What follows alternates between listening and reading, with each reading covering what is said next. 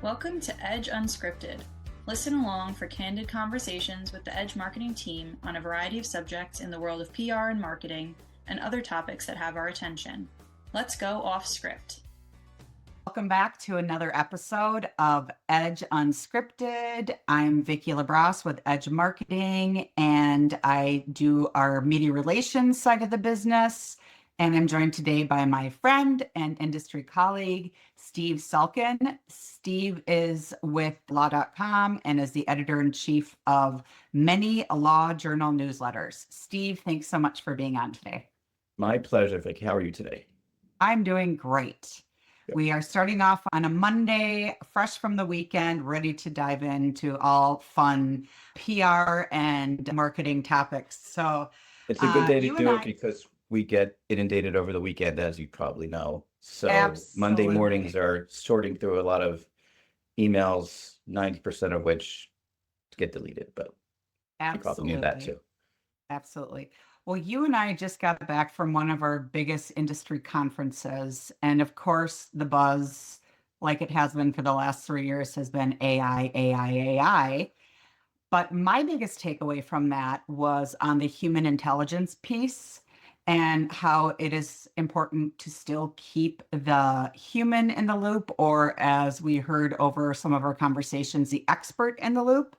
And so it inspired me to write an article and to talk to you today about why relationships really matter within our space. And it's not something that AI can do for you, or it shouldn't be something that it's doing for you.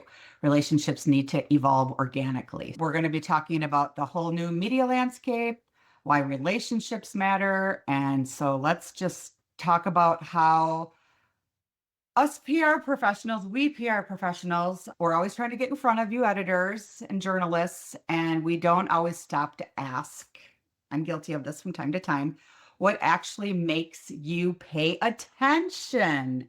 And so we're going to flip the perspective a little bit today. So Steve, you sit on the other side of this every day. What's changed most in how you evaluate pitches and sources for people like me? There are just so many more outlets that are trying to get your attention. So that's changed a lot because you get, if it's possible, more pitches than before. And a lot of them, and we'll get to this as we get further into our discussion, but a lot of them are just very surface and just kind of feels like they're just throwing it out there against whoever they can find and hoping it'll stick with somebody.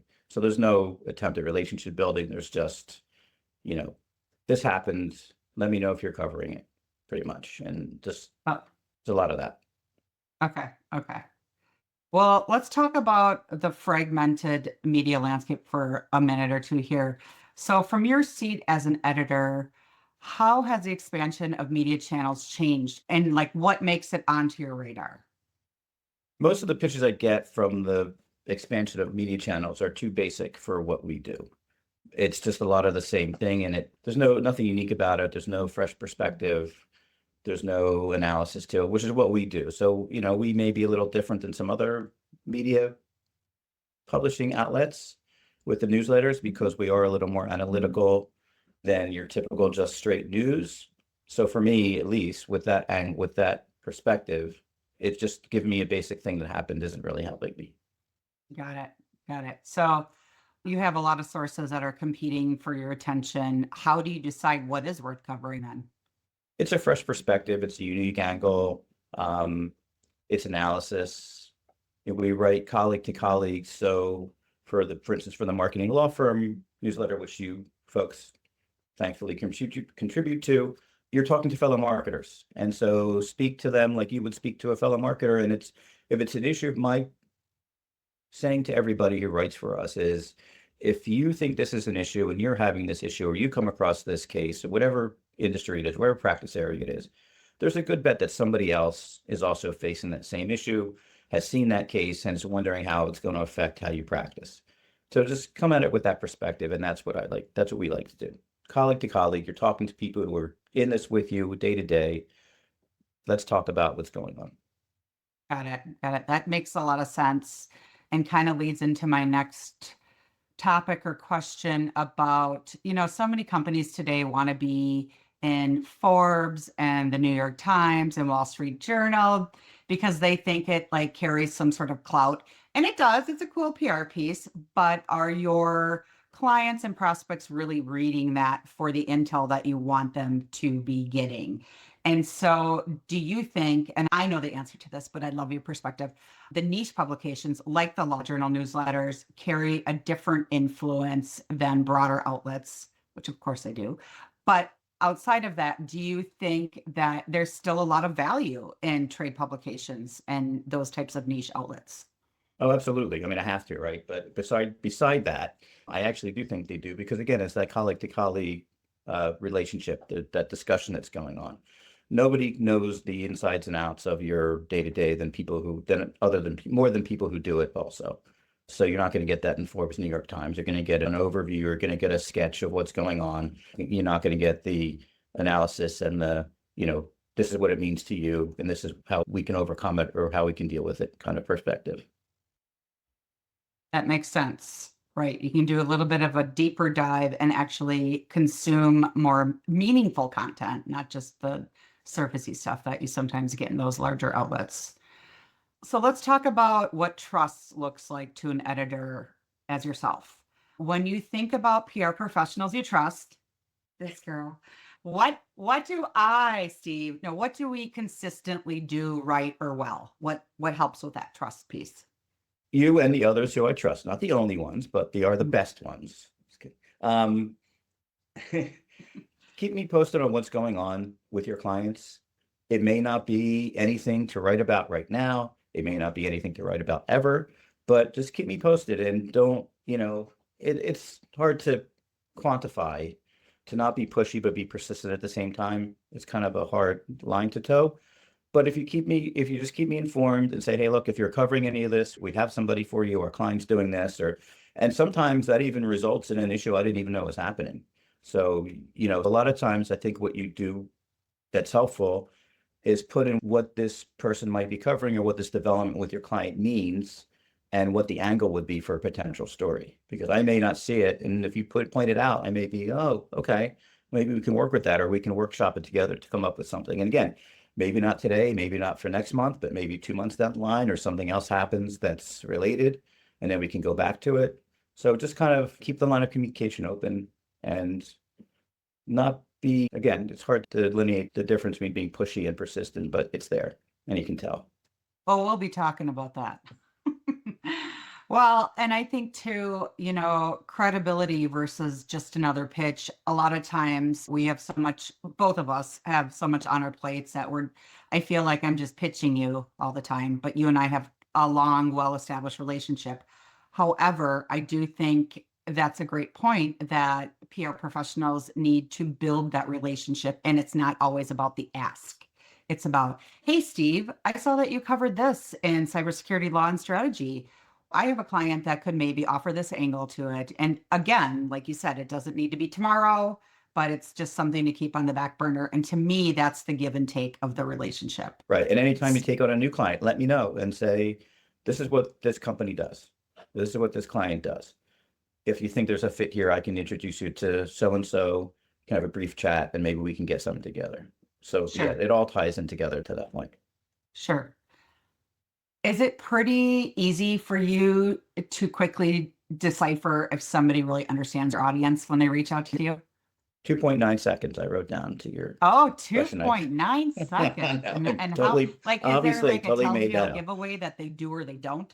You can just tell that when they don't know what you do, because it's just so not applicable, or oftentimes it's for a different part of the company, which is, okay, well, obviously you don't know who I am or what we do. And then if you send me something else, like, I'm going to know you didn't you have no idea what we do. So I'm just kind of pretty much ignore it from the beginning.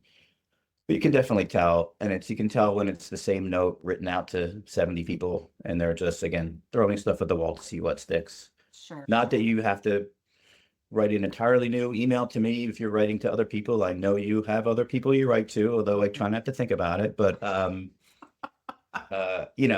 it just, again, you can tell pretty quickly if people know, if people have at least looked at your website, at least have an idea of what you do versus not. And that matters. Right. Well, I can't imagine you ignoring anybody. You're just so personable, but I can see how that would get like to be really annoying after a while. Well, so that's another good point we can talk about too. So I don't do it on purpose. I have people who I communicate with pretty regularly, and they will send me, "Hey, did you see my email from last week?" And I might not have, because things just go in and out. And plus, I'm not a big fan of Outlook, which I thought I would be since we switched recently, but I'm not. And things do get lost. So again, there's persistence, and then there's, being annoying, but drop me a note and say, "Hey, I sent you this note last week. Did you see it?" And maybe even 2 or 3 times bug me about it, because I may not have. And by the third Right, time, I'll right. be like, "Oh, shoot, I didn't see that email.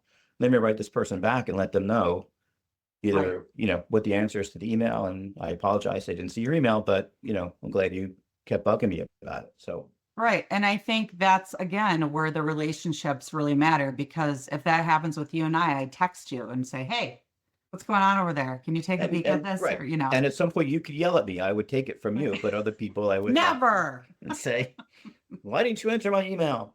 But no, there was a person today somebody I work with a lot, and he wrote an email, say, "Hey, same exact thing. Like, I just wanted to follow up one more time on this email I sent last week. And I said, "Oh," I wrote back, I said, "Sorry, I didn't see it. It happened to be something we had already covered and I couldn't, but we have a relationship, and he'll pitch something else some other time. And hopefully I'll see it that time." But yeah, it's not uncommon that things slip through and you don't see it the very first time. So don't get offended and don't get angry. Just kind of gentle nudge is always Sure. welcome. Sure.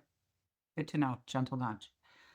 Okay, let's talk about, and I really want to get your perspective on this because I know nothing on this side of it, or very little because I don't work in it, but inside the newsroom. I know over, gosh, the last, I don't want to say how long I've been doing this, but well over, a couple of decades, that our whole media landscape has shrunk in all industries, and in ours, of course, as well. And that includes less staff and reporters and journalists within the newsrooms. So with having smaller editorial teams, does that impact how you rely on outside sources, or has that not, or? Absolutely. We used to have a larger staff here when we started with a lot more titles. We've dwindled down to me with, as you mentioned, 9 different titles. So emails get overlooked, or I can't follow up as much as I'd like. Yeah. So more helpful you guys on the PR side can be, the better, because I don't Okay. have a staff that can help track down stories or can help. Ideally, we would know every development that happened or every new hire in a company, and we would follow up and say, "Hey, you just hired this company in your IP firm. Do you have somebody who wants to write an article for us?" We just don't have the resources to do that anymore that we used to. Sure. So providing me with news of new hires, new clients, new developments, what we can submit, what we can write about for you, that's very helpful. Right. Do you find yourself going back to the same trusted people more? Yeah, probably. Yeah, well, I would think so. Again, same reason, resources are limited, and Like, I don't know how many times I've emailed you the last week of the month when I'm looking for something and say, yeah, "Hey, additional you content. happen to have anything I can fit in here?" I'm short, and there might be 2 or 3 people I do that with across all the different titles that I have. But that's where that relationship comes in. And I know you're either going to have something or not, and if not, then fine, I'll keep looking. But yeah, and I definitely keep turning to the same sources for that, because I just don't have the time to investigate really to find new ones that I might not know. I'm sure they're out there, but I don't have the time to go find them, especially last Got minute it. like that. Okay, that makes sense. And then we talked about this a little bit with the whole relationship building thing, but instead of always going in, the PR pros going in with the ask, like how important are background conversations? I know you and I schedule time at events to sit down and chat with clients, and it might not always lead to a takeaway or an article development or something that they can do right away, but it's more of a conversation on background. Do you find those valuable, or? Oh, absolutely. I mean, I know you talk about Legal Week. The real value for me there is not only talk about what's happening and what trends, and we certainly talk about topics and get plenty of articles for the rest of the year from that. But really, the real value is just talking to people and making relationships that way. And again, it may not pay off this month for an article, but it may pay off 6 months or next year when I run into the same people at a conference. Yeah, you remember last year we talked about this, what's going on with that, or what do you see coming up? It's definitely, that's more valuable to me than talking about the latest development in your software or the latest trend you're going to write about, which is fantastic. Don't get me wrong, but No, really it's just kind of meeting new people, meeting the same people, continuing those relationships and keeping in touch during the course of the year. And that's probably how we can be helpful to you by bringing those conversations, even when there's not an immediate story. Correct. Just, Yeah. yeah. Hey, you have 5 minutes. Can you meet so-and-so, say hello? And a lot of times, I don't know how many times we've just, even in the hallway or just at even a forum meeting, whatever, off the cuff conversations, all of a sudden somebody says something, we're like, oh, hey, wait a second, that ties into something I've been thinking about. And it does turn into something. So even if you think there's nothing to offer right away, sometimes things develop in the course of a conversation that do. Got it. So let's go beyond the pitch. I think everybody just hones in on that ask, right? What is the most helpful thing that we can do besides just pitching you? Keep in touch and ask if there's a specific development that I'm working on, a certain topic that I'm looking for coverage on. Because again, you may have somebody that I don't know about that you can offer that could help with that, can write something for us, or at least talk to us about that. And again, may not be specific for this time, but just keep in touch and say, hey, what topics are you looking to cover? Are there any topics you're looking to cover? Is there something that you covered that you want to follow up on? Is there something you're seeing that nobody's covering for you yet? That kind of thing. Just keeping in touch and keeping that line of communication open. So we talked about this before, persistence versus being a pest. What kind of follow-up actually feels useful to you versus annoying? Again, it's just but it's just kind of like, I know it when I see it.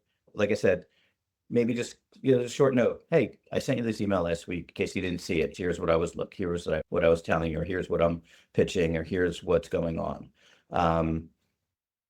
Or send me a note and say again, hey, we have a new client. Can I introduce you? Here's what they do. Is this going to be of help for you? Again, developing that relationship, not necessarily an immediate need, but developing that relationship for down the line. And do you think that's a good place to start? Like, just, hi, my name is, this is who I represent, or this is what I cover, and I see you write about. Okay.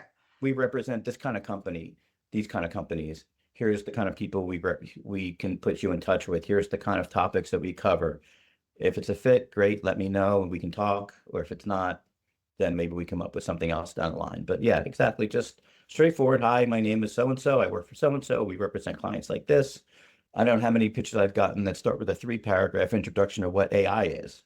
And obviously I don't need that. I'm not going to read that. And I'm not going to get down to the part where you tell me who you are and what you do. Just right off the top. Short, sweet, just to the point. Yeah, I find that sometimes, myself included, and some of our clients like to write really verbose pitches. I try not to because I'm a pretty direct person by personality, but is that kind of helpful, or do you want it just to be, I mean, how much is enough, I guess? So I know it's topic dependent, of course. It does, it's topic dependent, but also goes again to knowing your audience. So for a general publication, that probably works. You may have to explain AI in 2 paragraphs, but you don't have to explain it to me. And if you knew what I do, you would know that you don't have to. Simply for other things too, even for marketing, the law firm, you know that I've been doing this a long time if you look at it at all. So you don't have to start with 2 paragraphs of what, omnichannel marketing is or whatever it happens to be. Right. If I don't, I will tell you, say, oh, you mentioned this, I'm not really sure what that is, or I'll look it up and let you pretend I knew all along. But yeah, so it's that kind of thing. Like the long preamble for me isn't helpful. For others, it might be. For the more general sure type of publications, it might be. But for me, it's not. Just tell me what you're up to. Got it. Okay. All right. Let's talk about what you actually need, you as an editor. So when you're evaluating somebody, is it easy to tell, like, hey, this person really knows their stuff outside of just like the blanket, I emailed 70 people the same pitch? email, can you evaluate like this person really knows what they're talking about just through a pitch? I can tell if they know who they're trying to talk to. Like again, if they've looked Audience. into what Law Journal newsletters is and what we do, I can tell pretty much right away. More importantly for me than the person, apart from like developing a relationship, is the person they're pitching an article from or a conversation with, what their credentials are. This is Joe Schmo. He's former attorney general. He is former marketing director. He is such and such, or he's CEO of this new startup or this company. That adds a lot of weight to it, to the pitch automatically. So what gets rejected right off the bat for being too surface level? Is it what you had spoken about before, just not knowing the audience? Yeah, it's like it comes across and it seems like it's consumer level. Got it. Like this can go to anybody. This can go to my sister-in-law. We'll be able to understand this, but not my friend who practices IP law, or not my fellow marketing professional people that are friends. Like I can tell pretty much right away if it's just too surface. And sometimes sometimes it's a decent enough topic, I'll write back and say, I like this topic, but this take on it is too basic for us. If you can put more analysis behind it and more, again, what we need to know as practitioners, then maybe we can do something with it. But as it was pitched, it was too basic. So again, if it's an interesting topic, at least I'll take the time to write back and ask if they can get a little deeper on it. And sometimes they can, sometimes they can't.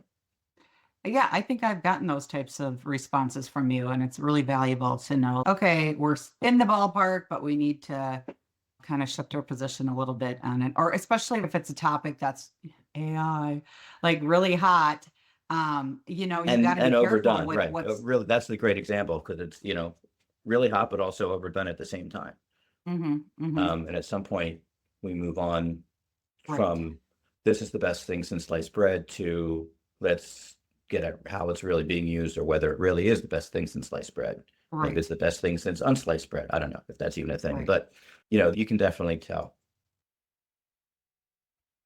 So let's talk a little bit about quality versus quantity, which we've kind of been talking about the quality side all along here, but quantity side, what do you think, from your perspective, defines a high value placement or contribution? And again, analysis.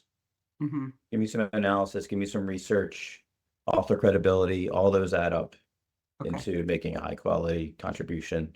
Sometimes if I'm hurting for space, that doesn't factor in as much, as long as the topic is good. But for the most part, that's what stands out. So do you notice when somebody is trying just to crank out a bunch of words versus what is relevant? Does it get repetitive within the text? Or no, it's very repetitive. It's a good word, because sometimes I get pitches that sound like it's a 7th grade book report, but you haven't read the book. It's just like saying the same premise over and over in a barely basic way. And you don't really know anything about this topic. You're just regurgitating words that seem to go together, and you've repeated it 3 times in 2 paragraphs. So you don't really know what's going on. And there's not that I'm going to totally ignore it, but kind of knocks it down a peg to start. Got it. What makes you come back to the same source again and again, like over and over again? Come to Vicki. What makes you go back to that? Well, they have to be as sweet as you are. Sorry. That's so funny. It's reliability. It's communication. I'm sure other media companies have the same thing, but as you well know too well, ALM has a contributor agreement that everybody has to sign that lets us publish, that I'm sure everybody else does.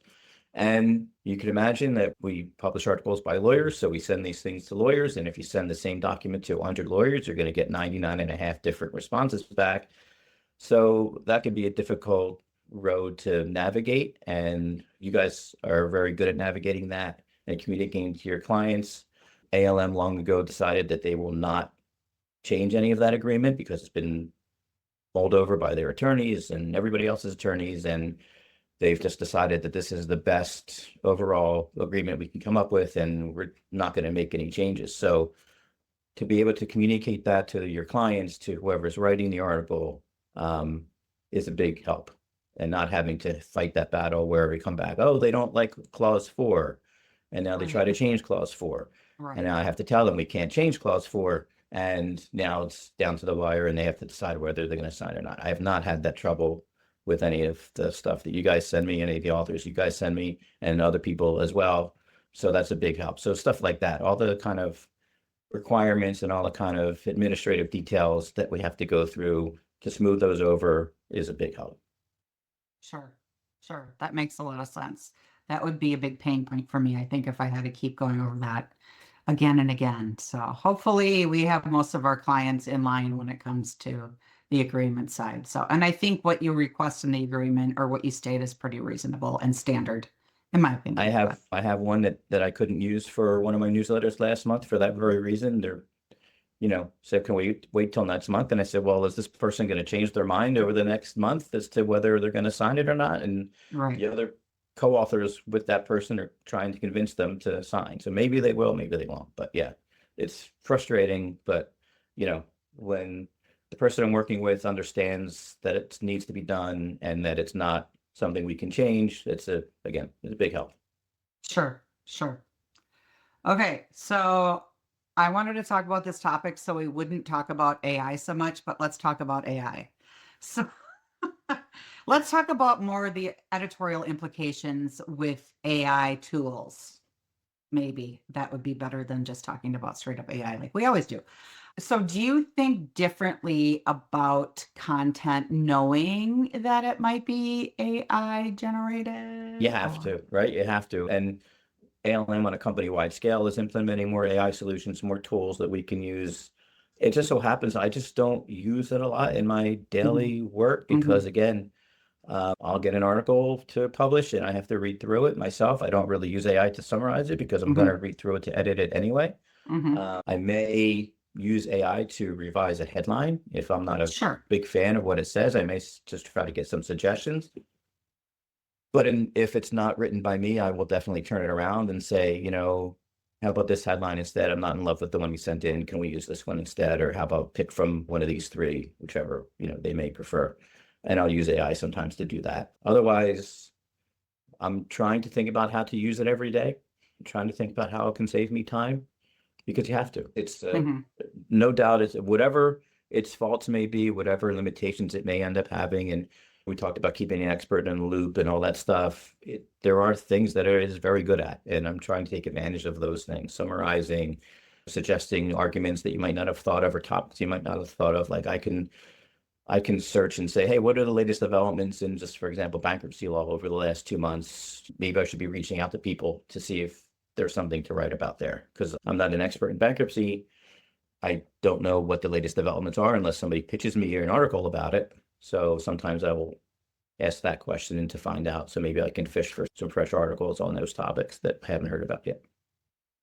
Sure. But as far as somebody submitting something that is written by AI, I think I can tell. Is it because of the M dashes, Steve, which used to be your favorite? We can do a whole podcast on M dashes if you like. I'd be happy to do that because I've been using M dashes for how many years. And don't tell me that it's AI just because I'm not stopping using M dashes because somebody might think it's AI. Right. I use them. So I'm a human, at least as far as I know. And that doesn't necessarily mean it's AI to me. Right. I don't know how that started. It's a vicious rumor. It is. It's terrible. And I love the M dash. There's times where you really need it. It is. I hear you. I use it all the time. And again, we could do a whole hour on that. But suffice to say, I think I can tell when it's AI regardless of M dashes or not. I don't even have that thought really in my head that could be AI because of M dashes. I can usually just tell from the writing and connecting sentences. That's always a big giveaway. There's no connecting sentences. There's no connector. It's just almost like law review style. One sentence, one sentence, one sentence. Yeah. No really thought, no interesting words thrown in other than basic words. No attempt at any kind of personal angle to it. You can just tell. Well, that's enough about AI. I agree. Let's talk about the human side of working with editors. This sounds so basic and might be silly to some people, but I think sometimes as we're going about our professional lives and trying to accomplish everything on our to-do list, and we're pitching you and reaching out to you, we forget that you're, as you claimed, human and not AI. What's something that we do forget when we have that you're a person? Like, is there something that would bring that human element to make you feel more comfortable? Or even if it was like a topic that you were like, but maybe it's about the person pitching the topic is what I guess. Yeah, I mean, it's also to me, and I do this, and I don't know if it's well received or not, but then maybe it's a faux pas that I don't realize. But I start fairly informally my emails back to people, especially if I kind of know them or want to kind of develop a relationship with. Because I think that shows that you're human and then a little bit of personality. I try to inflect some kind of stupid joke or some kind of stupid comment, even if it's like the cliche, like happy Monday. Oh, is it Monday? Or like even just something like right, stupid officey like that. But just Yep. show that like you're an actual person writing this. Yeah, that kind of thing. Just kind of show some personality in the email itself. And again, somewhere down, even in the pitch itself, again, something like, we know this might not be a fit, but we're pitching you anyway. This is some kind of indication that you're a real person. Throw some right. your own personality into it. So are those the types of things that make someone enjoyable to work with, not just effective? Are there any other things that sweeten the pot for you? Again, an awareness of what we cover, Oh, just awareness of what we do. Say, I know you cover this. I know, you like the analysis part of it. Here's what we can cover. Here's what this person can offer actual analysis. And, that goes a long way as well. And then what makes you want to respond to somebody, even if it's like not a great topic? Again, not it's a timely topic. trying to, if you've kind of let me know what's available, let me know there might be other clients available, let me know that if this isn't quite a fit, we can tweak it or we can come up with something else down the line, something like that. And I will 99% of the time respond to that and say, okay, well, thanks. Again, you're right. I agree. We can't do really anything with this particular pitch, but keep in touch. Let's chat, maybe even schedule a call and chat for 15 minutes just to say hello and get to know that person. That's a good way to do it too. And you guys can suggest that too, because I might not, but I would not be opposed to doing that with one of the PR agents that's trying to kind of develop a relationship. Just, hey, we hop on the phone for 15 minutes. Let me introduce myself. Let me tell you what we do.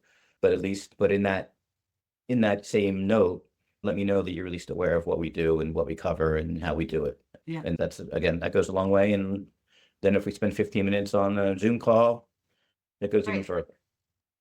Right.